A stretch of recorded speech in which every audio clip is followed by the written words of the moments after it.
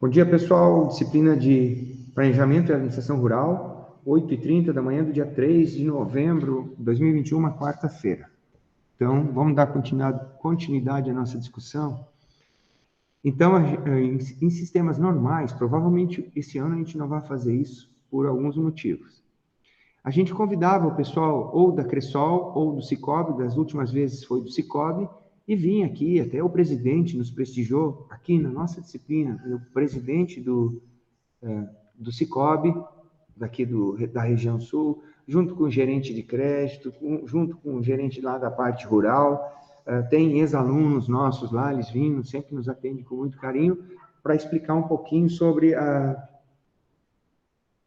empresa, né? Claro que isso puxa um pouco para o lado da empresa que eles estão apresentando, mostrando lá o portfólio, as atividades deles, né?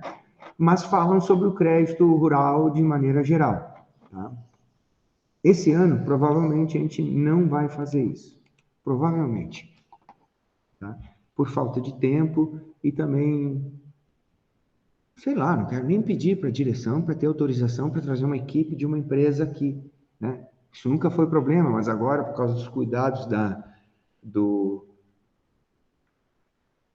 Covid, vai que pedem certificado de vacina ou exame para o pessoal, não quero passar esse tipo de constrangimento, tá?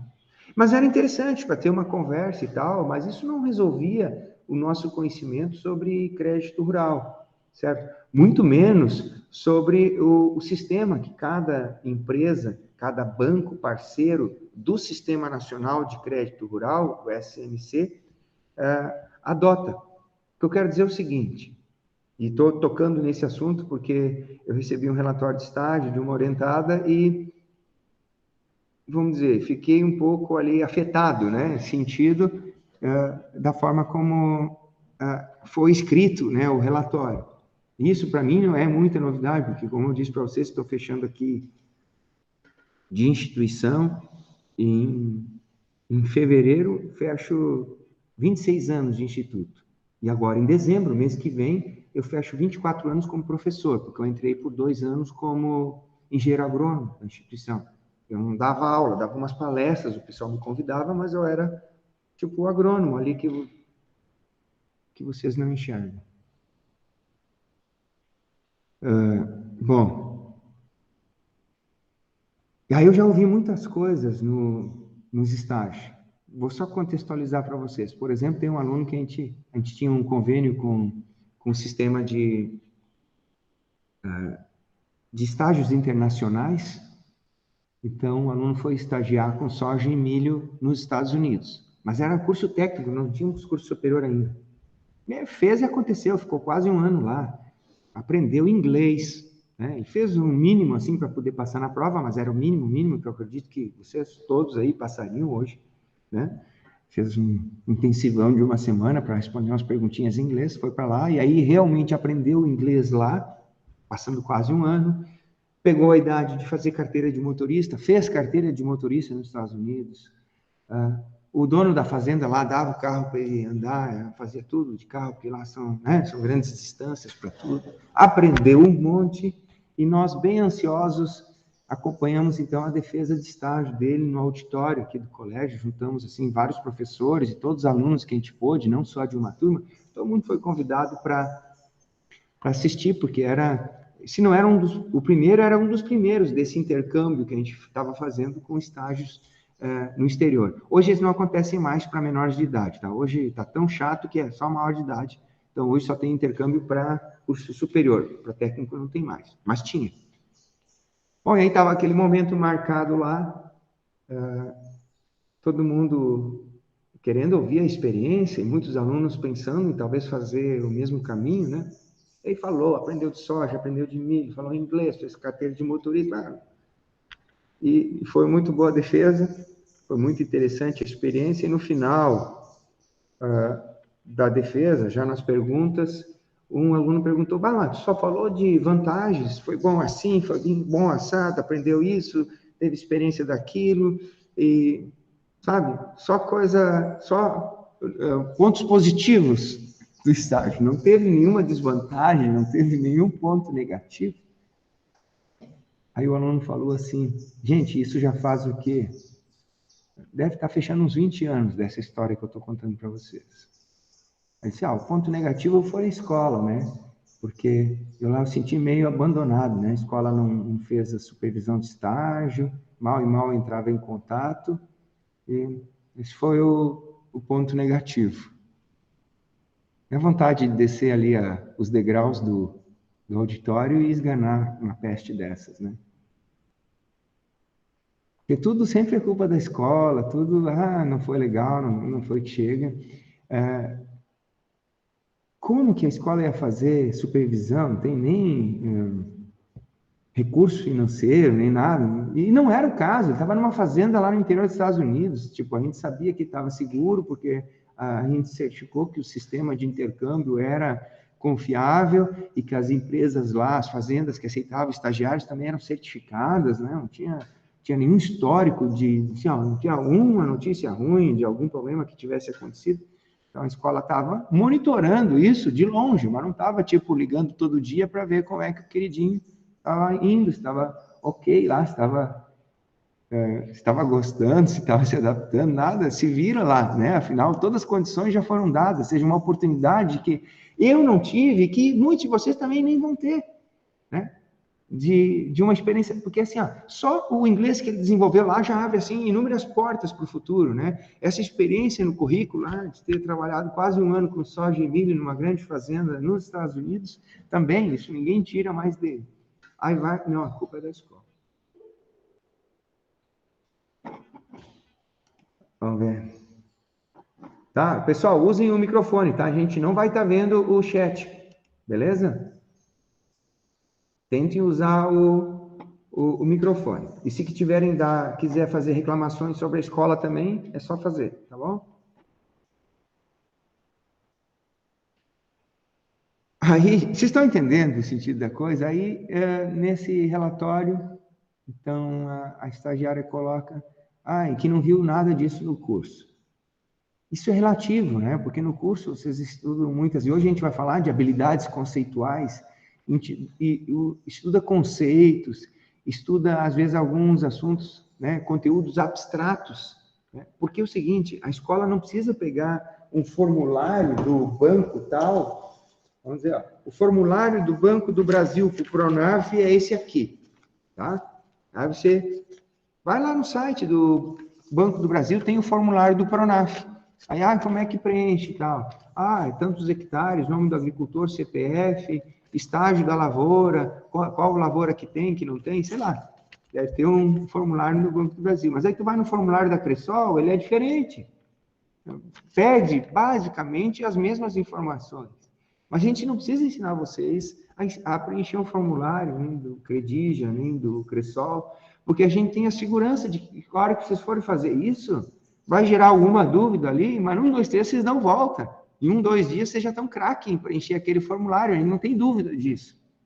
E até porque se a gente gastar aqui um dia para preencher o formulário do Banco do Brasil, no ano que vem eles mudam o formulário por um motivo ou outro, e aí aquele que vocês estudaram aqui não vale mais. Entende? E outra, a gente não tem tempo, o curso ele é muito amplo, né? Então, essas coisas que são mais mecânicas, que não necessitam estudo, não necessitam diploma de curso superior, não tem por que a gente ensinar vocês a preencher um formulário. A gente até dá algumas ideias, como a gente fez ali no caso do ITR e no próprio ADA, mas a gente não fez um ADA junto do IBAMA. Eu disse, vocês se formando, vocês têm que pegar urgente se cadastrar no IBAMA como responsável técnico, porque ali abre um leque de atividades que vocês podem desenvolver. Até, inclusive, não sei se eu comentei com vocês, se um agricultor precisar uma autorização para levar a motosserra de um lugar para o outro, vocês podem dar essa autorização. Vocês podem ser o responsável técnico. Existe regra no Brasil para isso. O Brasil tem lei para tudo. Você não mas nenhum agricultor vai querer uma autorização dessa. Bom, mas se for pego andando com uma motosserra no carro aqui na 101 e a polícia parar, e você não tiver autorização, provavelmente eles vão recolher essa motosserra. Não vai conseguir viagem, porque não pode. Você tem um termo de responsabilidade técnica emitido pelo IBAMA para você andar com uma motosserra. Tá? Mas a quantidade de coisa que tem ali, a gente não vai ficar trabalhando, até porque aí fugiria do aspecto dessa disciplina, e também não acredito que tenha uma disciplina do tipo burocracias estatais. E aí, vamos fazer essa disciplina para tentar ver o máximo de burocracias. No ano que vem eles inventam outras. Estão entendendo? Vocês não precisam ter aula de burocracia estatal, vocês têm que ter a filosofia de que essas burocracias deveriam ser, tipo, reduzidas ou extintas. O próprio crédito rural, ele pode ser questionado. Programa de fortalecimento da agricultura familiar. Beleza, vocês vão fortalecer a agricultura familiar com crédito público, com crédito subsidiado? Isso é muito parecido com salário mínimo e muito parecido com frete mínimo, que agora é a discussão dos caminhoneiros. Vocês viram que ia ter paralisação, dia 1º, e anunciaram, não teve paralisação. Ainda bem, né? Porque o Brasil não precisa mais um tombo, de tantos que já tomou. Mas dentro das pautas dos caminhoneiros está lá o frete mínimo. Perguntem para os caminhoneiros, todo mundo tem um caminhoneiro conhecido ou parente, se eles querem trabalhar por frete mínimo. Alguém de vocês quer trabalhar por salário mínimo? Provavelmente não, né? Não vale nem a pena levantar da cadeira para trabalhar por salário mínimo. Então, por que para o caminhoneiro ia valer a pena o frete mínimo? Porque o frete mínimo é o salário mínimo.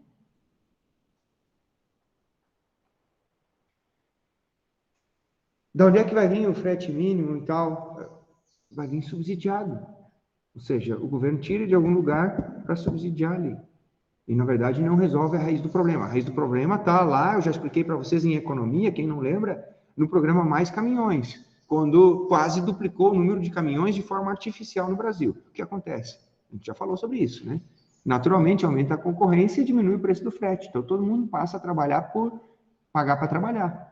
Quando é que isso vai resolver? Só quando pararem de meter a colher no serviço dos caminhoneiros. Quando é que resolveu e melhorou um pouquinho para o pessoal do arroz? Quando deixou um pouco o mercado se ajeitar.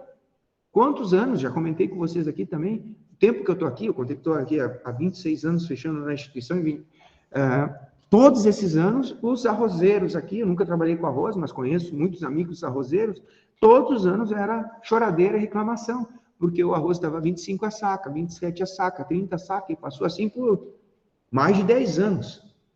E o pessoal depauperando, né? Enfraquecendo, descapitalizando, o termo que nós vimos aqui. Tipo, queimando as máquinas que tinha. Tipo, como é que é queimar a máquina? E não fazer a reserva da depreciação para dali a tantos anos comprar a máquina nova. Tipo, estava envelhecendo as máquinas sem condições de renovar. O que o sistema, quando ficou um pouco mais livre, fez? Ele separou os mais eficientes. Diminuiu a oferta. A demanda diminuiu um pouco também, porque ninguém tem controle sobre isso, as pessoas estão comendo menos arroz, não sei se você sabe. Um pouquinho menos arroz. Só que a oferta diminuiu mais do que a diminuição da demanda. É que a demanda aumentou e a oferta diminuiu. Os dois diminuíram, só que um diminuiu mais. O que aconteceu? Subiu o preço do arroz. E aí os agricultores, finalmente, depois de décadas, começaram a ser um pouco melhor remunerados, recompensados, porque ficaram na atividade. Quem ficou na atividade? Os mais eficientes. Aqueles que não quebraram porque já produziam mais, já dominavam melhor a técnica, já não estavam trabalhando no improviso, já tinha mais profissionalismo. Mais ou menos foi isso que aconteceu. O que vai acontecer com os caras? Fala, Vinícius. A cooperativa, no tempo perto do caso, né, comprou a coisa 90, os produtores agora baixou, então um prejuízo bem grande, ela vai vender a menos que ela. Sim, mas a cooperativa é forte, ela não tem problema. Mas aí está uma das vantagens do cooperativismo, né? Ele é tipo um seguro. Tu não ganha lá o top, né, ao máximo, mas tu também está um pouco mais protegido desses mínimos que podem te quebrar, né? Então, tipo, a cooperativa dilui essa perda entre todos, né? Então, ninguém vai ganhar, vai ficar muito rico, vamos dizer, com arroz, não tem como, mas também impede alguns de quebrar. Tá? Nos caminhões, mesma coisa. Quando é que vai resolver? Tem que deixar o mercado se estabilizar e o frete vai aumentar, as coisas vão aumentar, e só quando tiver porque eu vejo muitos vídeos, recebo no meu feed, Caminhoneiro dizendo, ó, quer ver como é que resolve isso aí? O cara encostou o caminhão, como encostou, tem 2, 3 caminhões, encostou 2, 3 caminhões lá numa garagem, perto de casa, ou em casa. Eu só vou voltar a andar quando tiver melhor remunerado. É inevitável, é o único jeito de resolver esse problema. É deixar o mercado resolver. E quando o frete estiver pagando melhor, os melhores vão entrar. Os que se mantiveram, que são mais profissionais, estão com mais eficiência, ou seja, com menos desperdícios, com melhor uso dos recursos, e aí fatalmente o frete vai aumentar. Olha o caso do leite, por exemplo. Leite foi a vida toda. E no caso do leite, eu acho que não teve nenhum sopro de esperança como teve no arroz. Leite sempre ouviu os produtores reclamar, além de ser uma vida judiada, né? Porque tu não tem feriado, não tem final de semana, não tem nada. Quando é que finalmente os produtores de leite vão ser adequadamente remunerados, recompensados pelo grau de esforço que fazem? Quando tiver menos interferência do governo. Quando deixar o mercado regular e pagar adequadamente para quem faz isso. E se ficar colocando a política do preço mínimo, o pessoal vai dizer, qual é a política de preço mínimo? Que o governo tem que bancar o preço mínimo. Bem, quem é que quer vender leite pelo preço mínimo? Quem é que quer trabalhar pelo salário mínimo? Faça analogia. Se ninguém quer trabalhar pelo salário mínimo, por que o frete tem que ser mínimo? Por que o leite tem que ter preço mínimo? Por que o feijão tem que ter preço mínimo? E aí todo mundo fica pobre. Então a gente poderia questionar se esse sistema de amplo crédito rural não causa distorções. E é evidentemente que ele causa. É evidente que ele causa. Pelo menos eu quero jogar uma semente aqui para vocês refletirem sobre isso. Porque vamos ver o seguinte, o cara, ele vai poder comprar um trator que ele não compraria, né, com o crédito subsidiado. Hoje mesmo, estava falando aqui, existe um programa estadual que é Mais Renda para empresas. Vocês ouviram falar, só para não fugir do assunto. Mais Renda. Alguém já ouviu falar do programa Mais Renda? Eu tinha ouvido falar, mas não sabia o que era. No rádio eu ouvi um pouco melhor. Mais Renda, ele é exclusivo do estado de Santa Catarina. Acho que é esse o nome. Programa do estado. Opa, já tem no Maranhão também. Vamos ver o Santa Catarina. Mais Renda Santa Catarina. Programa Carlos Moisés, não sei o quê. 3 milhões, mais renda. Esse aqui é um auxílio emergencial. Mas tem uma para CNPJ. E não pode ser MEI, microempresa individual. Bom, mas não importa, é até 100 mil reais. Esse aqui, chama Juro Zero, programa Juro Zero. Qual é a vantagem? Ele é Juro Zero, pega até 100 mil reais, 1 ano de carência, em 1 ano não precisa pagar nenhuma prestação, depois começa a pagar as prestações. Tá? E as prestações são sem juros, só tem que pagar os 100 mil de volta para o governo. E é para empresas que se enquadram, você ter CNPJ regulado, e se enquadrem dentro de um critério que é KNAI, que é uma lista que o governo do estado fez de empresas com atividades que foram fortemente afetadas pela epidemia. Tipo, então, salão de festas. Eu tenho um salão de festas, alugo e tal, e, salão de festas, o cara se ralou, né? Tá sem abrir até hoje. Então, o cara que tem um CNPJ, com salão de festas, pode pegar esse programa Juro Zero. Tudo bem, a gente pode entender, é um esforço que a sociedade tem que fazer para manter esse tipo de negócio com, pelo menos, assim, no oxigênio, na UTI, para que quando a gente retorne para condições normais, pós-pandemia, esse negócio não tenha quebrado, ele possa voltar a funcionar. Beleza. Crédito rural, Pronaf, a gente tem que entender com essa mesma filosofia. É um esforço que a sociedade faz para manter lá a agricultura familiar. Mas não é um esforço gratuito. Ele não é de graça, porque se alguém está ganhando um juro zero, ou então está ganhando um juro subsidiado, como é o Pronaf, não é juro zero, mas é um juro menor que a Selic, por exemplo, que o juro de mercado. É bem menor que o juro de mercado, é bem menor que um juro particular que vocês podem procurar em qualquer instituição. Então, esse juro está sendo bancado pelo poder público. E quando fala pelo poder público, não é o governo que está tirando. do bolso? São os contribuintes, né? O termo pejorativo, ou o eufemismo usado, para todos nós. Nós estamos pagando isso. Então, nós temos que ter clareza que quando tudo está aumentando, que o arroz subiu no mercado, agora falando como consumidor, ou que o óleo de soja subiu, ou que o óleo diesel subiu, que a gasolina subiu, que a passagem aérea subiu, que o pedágio subiu, que tudo subiu de preço, uma parcela desse aumento de preços é o custo socializado desses programas.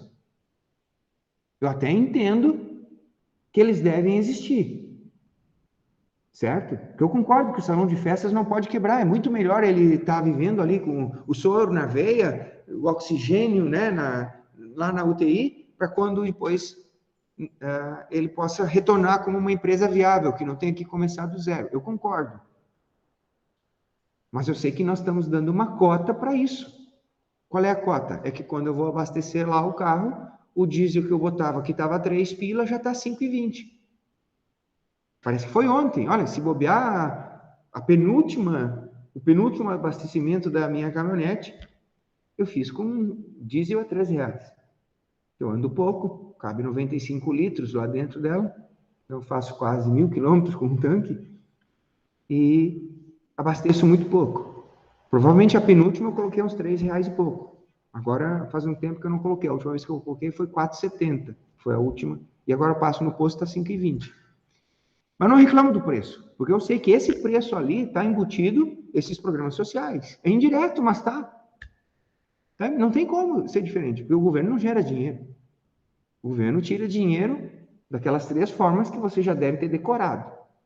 Certo? E uma delas é a inflação. Então, quando o preço ali aumenta, nós temos a inflação. Quem é que está ganhando com isso? Os políticos. Aí um pouquinho do que é recolhido é devolvido de alguma forma, não de forma integral na sociedade, que aí seria burrice, tipo, o governo me tira 100 e devolve 80, fazendo um benefício. Não, ele não tem que devolver 80. Se ele me tira 100, ele vai usar esse 100, para que ele usa? Sei lá, ele usa 60 para pagar os deputados e as mordomias de alguns setores públicos, e os outros 40 ele vai usar para quê? Para a Pronaf, para programa aqui juro zero, para pequena empresa não quebrar, para auxílio emergencial, Bolsa Família, essas coisas. Então a gente tem que ter a clareza, né, a nitidez de que é um custo que a sociedade está pagando. Agora, não adianta a gente dizer, não, o auxílio não pode ser 400, o auxílio deveria ser no mínimo 600. Pode ser, tudo bem, mas não vai reclamar que o preço da gasolina subiu e está a 7, 8 reais. Porque uma coisa está exatamente ligada à outra, não tem como. É totalmente conectado, não tem como separar. A gasolina tinha que ser 3 reais e o auxílio tinha que ser 1.000. Que bonito. De onde é que vai sair isso? A conta não fecha. Ok, pessoal? Então, nós não vamos preparar vocês para ficar preenchendo formulários. Não tem necessidade. A gente confia que vocês têm voos muito mais altos para dar. E preencher um formulário, vocês vão aprender rapidinho. No dia que vocês sentarem lá. Eu sempre pergunto, eu já orientei, eu já perdi a conta de orientados. Quando eu fiz o levantamento para o RSC em 2015, eu acho, só dos formulários que eu tinha do curso técnico, eu tinha mais de 100 orientados. Mas eu não tenho tudo anotado, nem a escola tem tudo anotado. E com esse tempo de orientações de estágio, uma coisa que eu vi, assim, repetidamente, é que o pessoal que estagiou, se eu perguntar assim, como é que era o trabalho, a atividade, vinha agricultores, tu tinha que atender agricultor, você se sentiu inseguro de responder ao agricultor, porque o agricultor vem com perguntas, muitas vezes ele vem de propósito provocar você para ver se sabe, e você está ali, eu não aprendi nada, não lembro nada, não entendi direito, faltei aula, ou o professor não era bom, não importa. Quanto tempo depois do estágio, lá dentro do estágio, você se ambientou e se sentiu mais seguro para, de peito aberto, ir lá receber o agricultor e responder, ou então fazer uma rotina dentro da empresa? Sabe as respostas que eu escuto? Professor, a primeira semana, depois da primeira semana eu já estava dando as cartas lá. Isso invariavelmente eu escuto. Mesmo nesses estágios curtos agora, que são só de 1 mês. Assim, ó, é quase que regra. Eu escuto que depois de 1 mês o estagiário já, tipo, se encaixou lá e já estava manjando das coisas, entendeu? Então, a questão do estágio, que não é um momento de confrontação com o que vocês estudaram aqui na sala de aula, mas ele faz parte do currículo, ele é tipo uma continuação do currículo, não é um momento de tu ver se, o que eu aprendi na teoria serve na prática. Não, ele é uma continuidade, que os professores, o NDE, a coordenação, julgou importante na formação. No nosso caso aqui, tanto do técnico como do curso superior. É importante ter essa pequena experiênciazinha de vivência da profissão. É só uma pequena, porque a nossa profissão ela é muito diversa, então o cara pode trabalhar com abelha, com rã, né? Pode trabalhar com gado, nas mais diversas modalidades, né? E com as mais diversas plantas também, pode ser ecológico, orgânico, pode ser convencional, pode ser qualquer coisa, né? Nossa profissão aí, ela tem essa vantagem que como ela é muito antiga, na justiça eles não conseguem tirar as nossas atribuições, já tentaram tirar as atribuições na parte de zootecnia, porque anos depois criaram um curso de zootecnia, e pouco tempo depois da criação da agronomia, criaram o curso de medicina veterinária, primeiro medicina veterinária e depois zootecnia. Mas qual desses 3 veio primeiro? Com muita vantagem, foi a agronomia. Então, nós temos atribuições na parte de zootecnia que toda hora tentam tirar da gente, mas não conseguem. Por quê?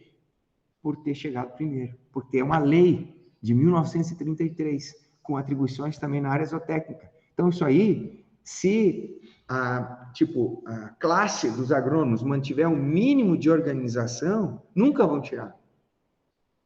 Tá entendendo? Mas não estudo tanto quanto o zootecnista. Você pode ser. Mas o que impede você de determinado assunto você estudar hoje muito mais fácil do que antigamente?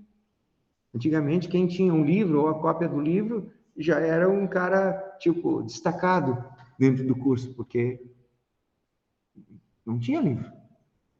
Ou tu tinha comprado ele, ou tu tinha feito um xerox, uma cópia pirata. Mas quantas cópias de livro tu ia bancar como estudante? Né? Fazendo xerox, que é uma coisa cara. Isso é limitado. Hoje, a gente tem todos os livros que quiser, praticamente de graça, no nosso bolso, na hora que a gente quiser. Então, é um outro momento. Então, nada impede de a gente estudar determinado assunto. Eu diria que talvez em 1 dia ou 2, tu está bem entendido daquele assunto. Certo? Então, o que a gente precisa ter inicialmente? Bom, precisamos do diploma. E algum assunto que ficou para trás, vamos correr atrás. Quanto tempo levaria para eu aprender um assunto que, por algum motivo, eu não sei? Que não estava no currículo, que o professor era ruim, que eu faltei a aula. Sei lá, coloque lá X motivos. Esse assunto, eu não sei. Mas pode ser uma atribuição. Por exemplo, negócio da motosserra. Se não estudar em nenhum lugar aqui que precisa uma autorização para levar a motosserra de um lugar para o outro. O Brasil tem regra para isso. Quanto tempo vocês levariam para estar bem sabendo como é que é essa lei e como que vocês podem se colocar, se estabelecer como responsável técnico para emitir o documento que é uma autorização de transporte de motosserra? Mesmo vocês não tendo estudado isso aqui em nenhuma disciplina. Quanto tempo vocês acham que vocês dariam conta disso?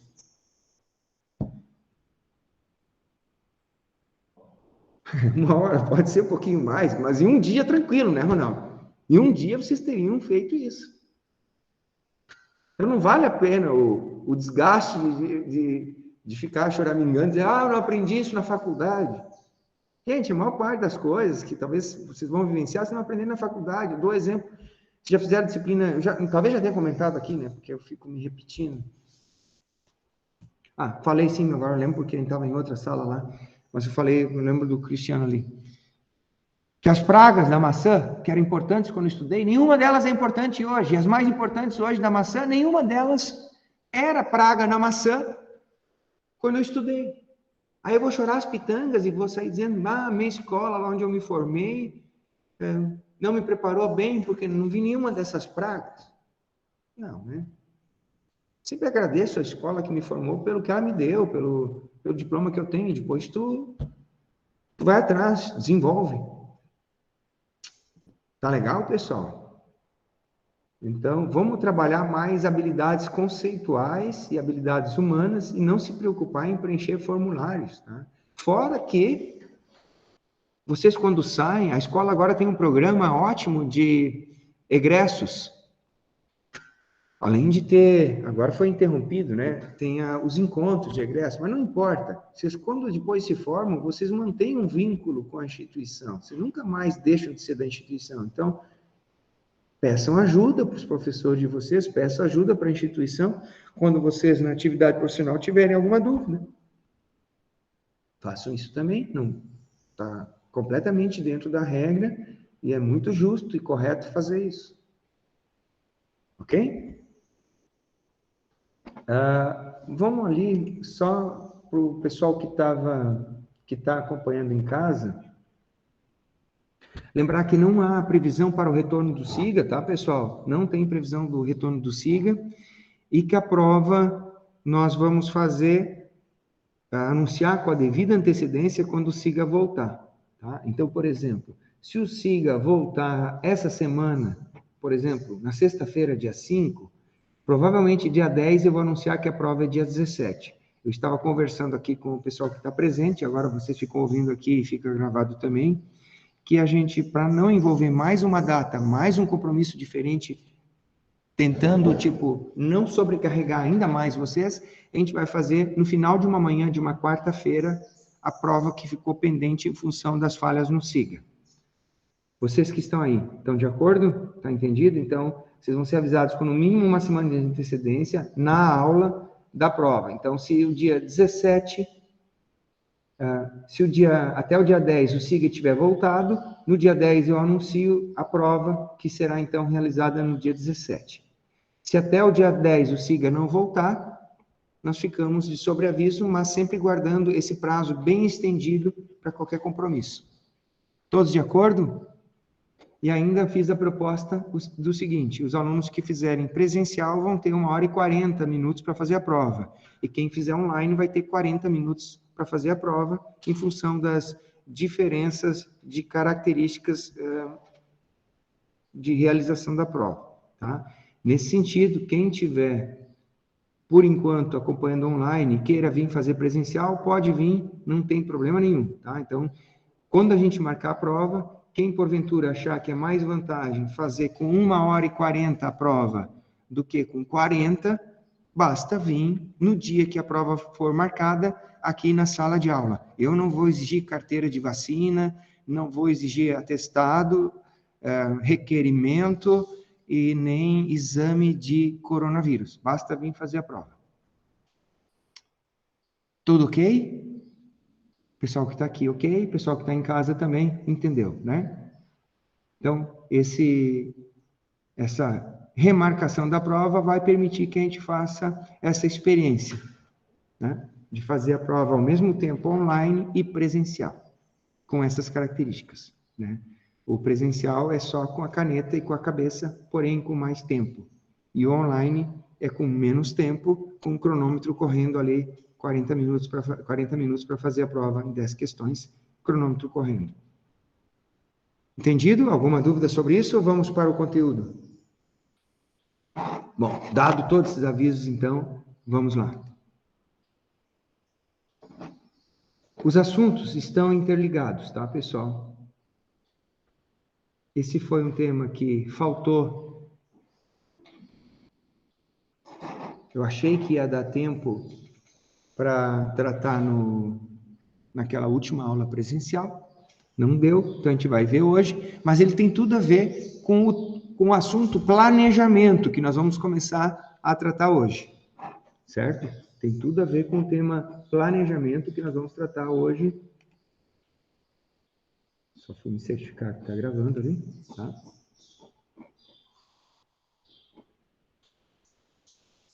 Porque aqui vão aparecer as palavras, como, por exemplo, o estratégico, tático, operacional. Então, é hoje que daqui a gente não sai sem dominar esses temas. Então, vamos adiante. Falar aqui em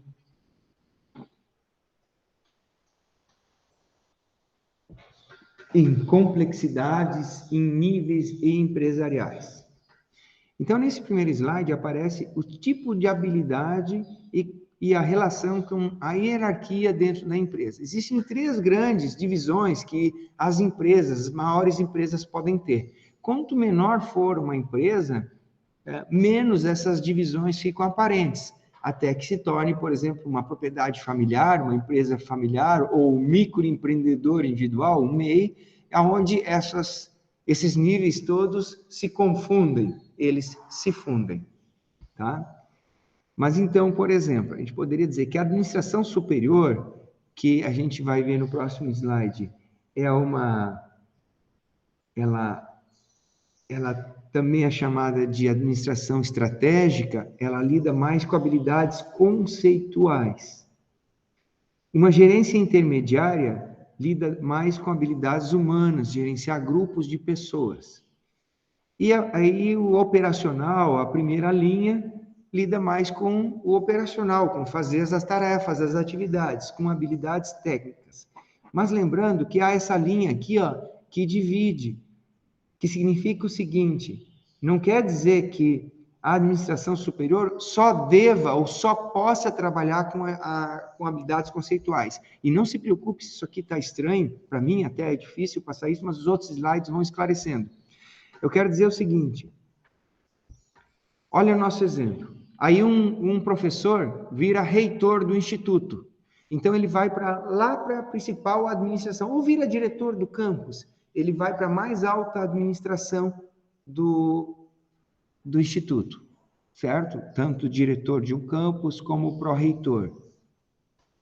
Mas ele tem que também continuar com outras habilidades. Talvez ele vá, durante essa gestão, durante o exercício dessa administração, usar menos habilidades técnicas, talvez ainda menos, né, habilidades humanas, mas mais do que as técnicas, e mais habilidades conceituais para conduzir a instituição. No caso de uma empresa, é a mesma coisa. Vamos tentar ilustrar com outros.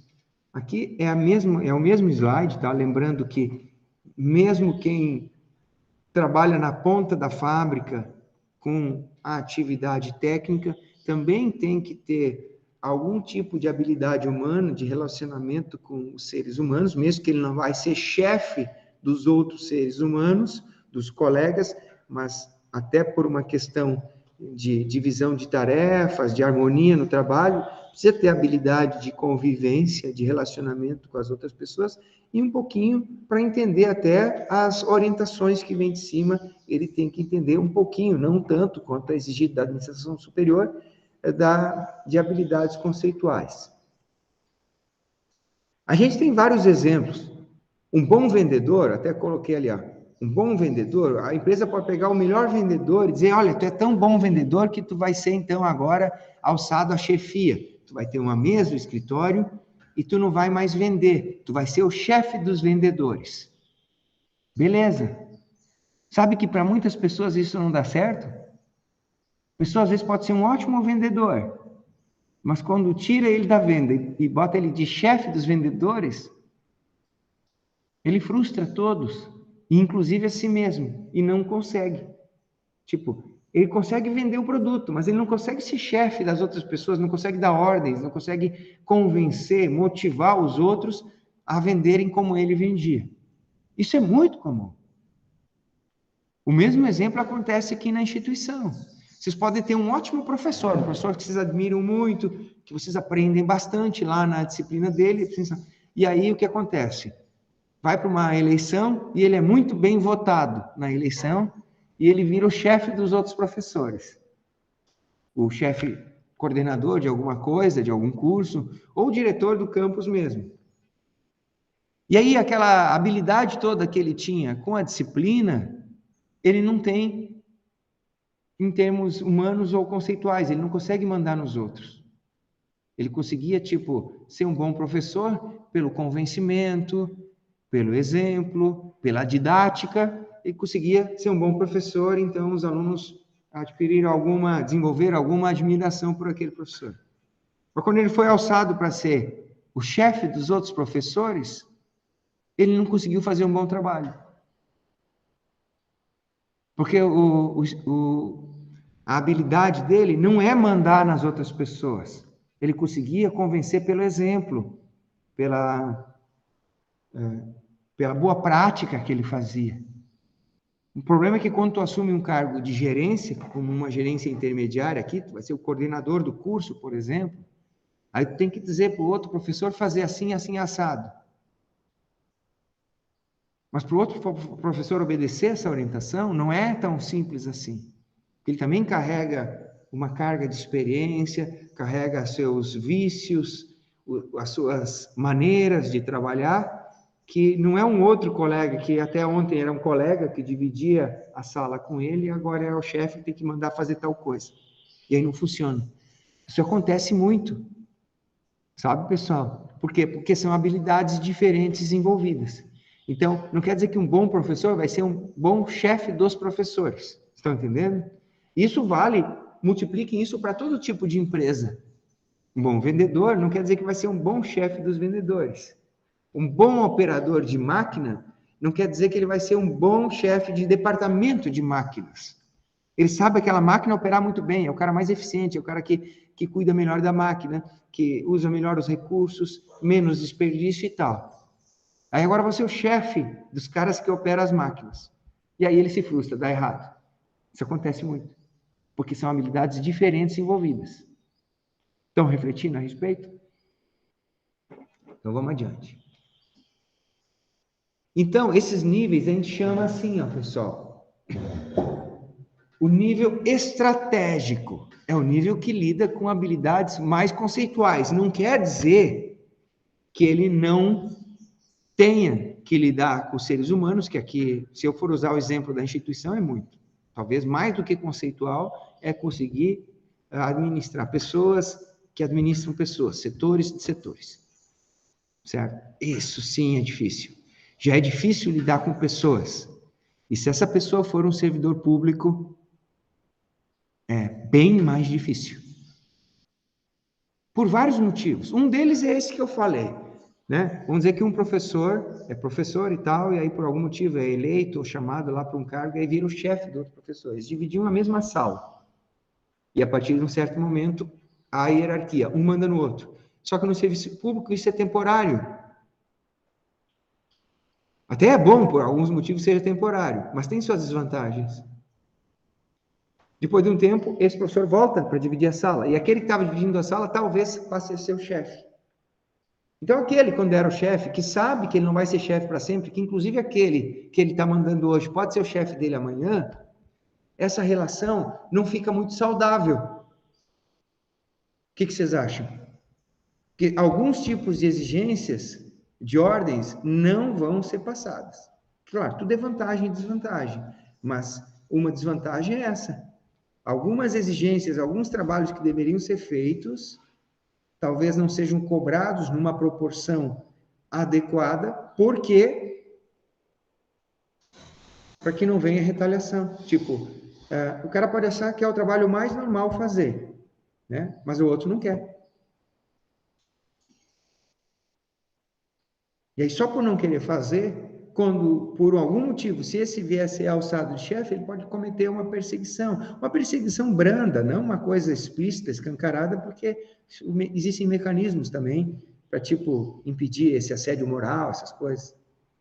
Mas isso é para extremos, né? Sabe? Algumas coisas que ficam mais sutis, elas continuam acontecendo. Então, o serviço público tem disso. Na empresa privada já acontece, no serviço público de forma mais intensa. Tá? Então, existem dificuldades aí. Nível estratégico é o nível de planejamento da empresa como um todo, em relação ao seu ambiente, a missão da empresa. Isso são coisas que hoje a gente vai sair daqui sabendo. O que é missão, visão, valores? Quem fez o curso de planejamento estratégico, está fazendo, já sabe que isso não é nenhuma novidade. Tenho certeza que muitos de vocês podiam estar aqui comigo, discutindo, dando aula para os colegas. Né? Então, o que a gente vai fazer aqui é andar um pouquinho mais rápido e reforçar isso, dando, tipo, alguns exemplos, ou vamos dizer assim, amadurecendo esse assunto, porque quem fez o curso online, muitas vezes fez sozinho, né? Lendo os materiais ou olhando algum vídeo, e pode pensar, acho que entendi mais ou menos, e agora a gente vai, tipo, concretar este tema, sabe? Solidificar isso. através das nossas conversas aqui. Tá? Então, o que é missão? O que é visão? Exemplo de missão, exemplo de visão. Quais são os valores de uma empresa? Como que eles são estabelecidos? Como é que se estabelece a missão de uma empresa? O objetivo principal da empresa, como é que ele é estabelecido? Como é que se identifica o ambiente? Como é que técnica se usa para mapear o ambiente da empresa, para depois conseguir estabelecer as metas e os objetivos estratégicos? A gente vai dando uns exemplos, vai conversar. Gostaria muito que vocês contribuíssem, dando os exemplos do que vocês viram no curso, ou a partir do que vocês viram, o exemplo que vocês lembraram. E quando, por exemplo, lá no curso, eles falaram que uma empresa, mesmo que fez planejamento, faliu. Onde que ela errou? Vocês lembram de alguma empresa que faliu, por exemplo, mesmo tendo planejamento? E vocês, se quiserem dar os exemplos, eu vou gostar muito da intervenção de vocês. Né? Porque senão parece que a gente está todo mundo assustado aqui. Eu estou assustado e vocês assustados, ainda mais com essa máscara, que eu não consigo ver bem a expressão de vocês. Ainda bem que falta só um mês e pouco para acabar esse ano terrível, certo? Porque se eu tiver ano que vem aqui, vamos nos ver todos sem máscaras, né? Por favor. Tá. Nível estratégico. Então, ele define o amplo da empresa. Depois eu vou dar exemplos aqui ligados à área rural, a empresas rurais. Então, nessa sequência de slides, tá? Que eu não posso nem dizer para vocês que está no SIGA, porque o SIGA não está.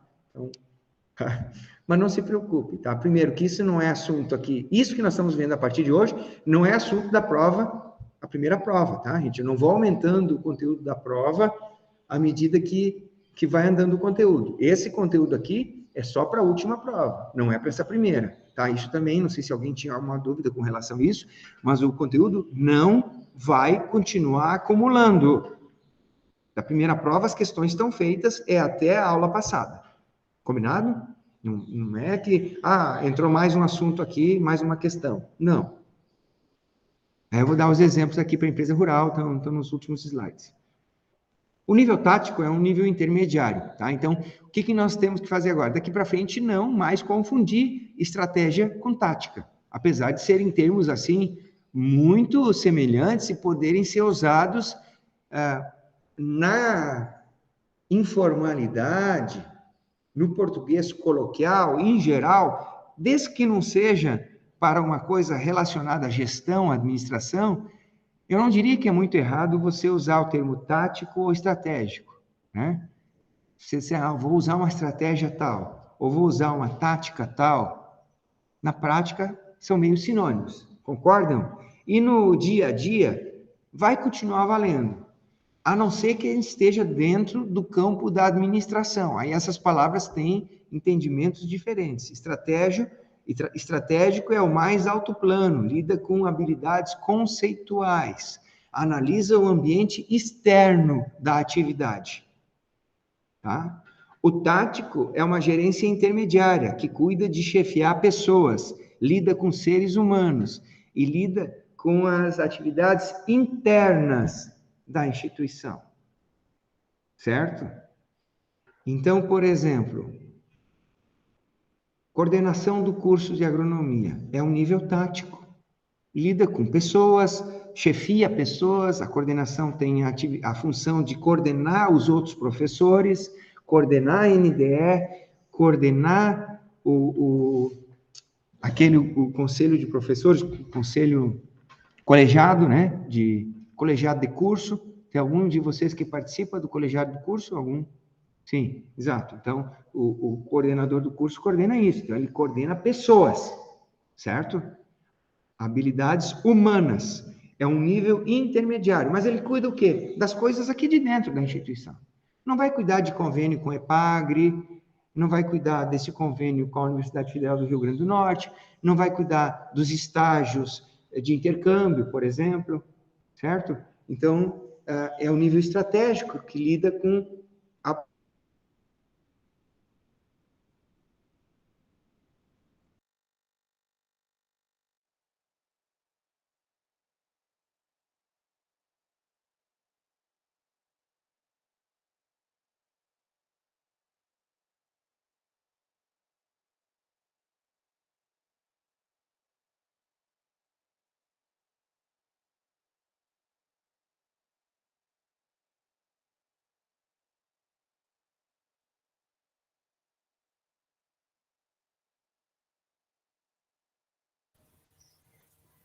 Professor, travou a aula aqui para mim.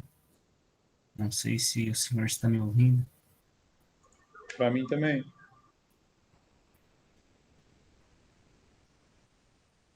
Então deve ter caído a internet dele lá, talvez. Provavelmente caiu.